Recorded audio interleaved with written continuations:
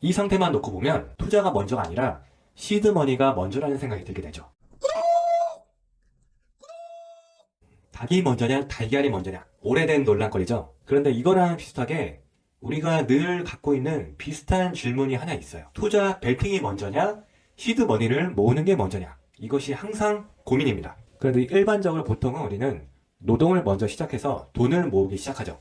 예를 들면 월급이 300만 원이라고 봅시다. 그러면 200만 원 정도 쓸 거 쓰고 한 달에 나머지 돈 100만 원을 모으면 이것이 1년이면 1200만 원이 됩니다. 그렇게 10년만 모으면 1억 2천이 됩니다. 얼마 전에 보니까 서울 방배동에 있는 괜찮은 아파트가 15억에서 20억 정도 거래되는 거를 봤습니다. 그렇다면 이 서울의 집을 사려면 10년 곱하기 15배 서울의 집을 살 수 있는 거죠. 그런데 사람 수명이 무슨 300년도 아니고 이렇게 모으다가는 집을 살 수가 없습니다. 그래서 한 달에 100만 원씩 모으는 게 아니라 한 달에 100만 원씩 굴리기 시작합니다. 제 기준으로 봤을 때는 뭐 주식도 있고 코인도 있고 베팅도 있죠. 이 100만 원을 가지고 흐름을 잘 타면 한 달 사이에 뭐 2배, 3배, 10배로 늘어날 수도 있고 아니면 사라질 수도 있습니다. 그렇지만 뭐 사람들은 희망을 먹고 살기 때문에 잘 될 거라는 기대를 하고 시작하죠. 그렇게 1년이 지나서 보면 그냥 저축해서 모은 1200만 원보다 많은 돈이 생길 수도 있고 혹은 그거보다 적은 뭐 500만 원, 400만 원 그 밑으로 적어질 수도 있죠. 그래도 1년 차이는 이거를 경험으로 생각해서 스스로 위로하면서 2년 차를 맞이합니다. 그렇지만 작년에 까먹은 700만 원이 아깝기 때문에 좀 더 공격적인 투자가 시작됩니다. 그렇게 다시 1년이 지나면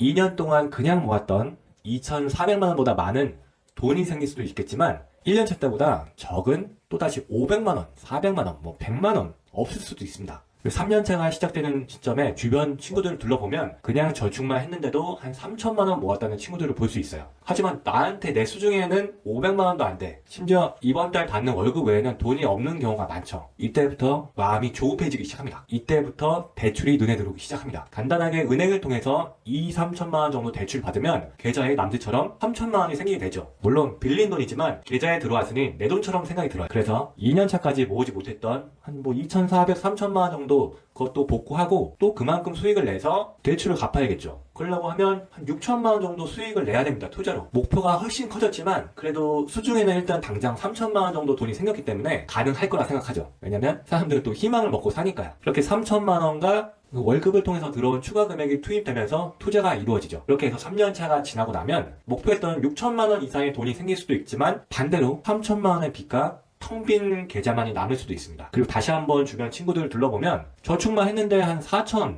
5천, 6천, 심지어는 정말 그냥 과장해서 1억 모은 친구들도 볼 수 있습니다. 이때부터 저축만 했던 친구들도 슬슬 투자에 관심을 갖게 됩니다. 반대로 3년이나 먼저 투자를 시작한 나의 경우는 남들이 가진 돈만큼의 빚이 생긴 겁니다. 이 상태만 놓고 보면 투자가 먼저가 아니라 시드머니가 먼저라는 생각이 들게 되죠. 3년 동안 시드머니를 먼저 모은 후에 투자를 시작하게 되면 과연 어떻게 될까요?